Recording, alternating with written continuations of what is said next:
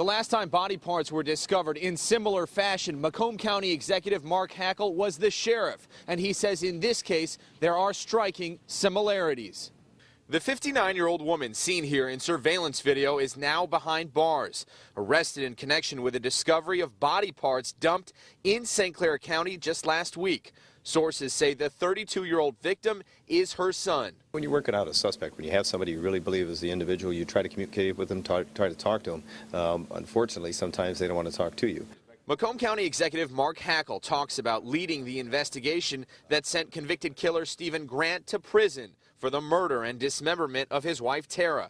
Hackle recalls the crime 7 years ago and the eerie similarities to this one, including a missing persons report first filed by a close family member. As we progress through this case, I couldn't tell you how many times family members and neighbors were calling us saying, you know, quit picking on Stephen.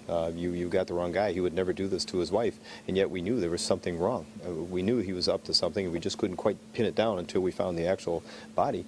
In this case, this was the scene just a few days ago as Chopper 7 flew overhead where body parts were thrown out of a moving SUV. Back when Hackle investigated Stephen Grant, there were human remains scattered throughout Stony Creek Metro Park. Then and now, Hackle says there are two things working in favor of detectives. Guilt and truth are two things that are something that you have to really focus in on. And when somebody feels guilty, they can't help but talk or say something to someone. In our particular situation, when it came to Stephen Grant, he was saying a lot of mistruths publicly. Tomorrow we are expecting the woman in custody to be charged with open murder. Stay with 7 Action News as this story develops. In Macomb County, Simon Shayquette, 7 Action News.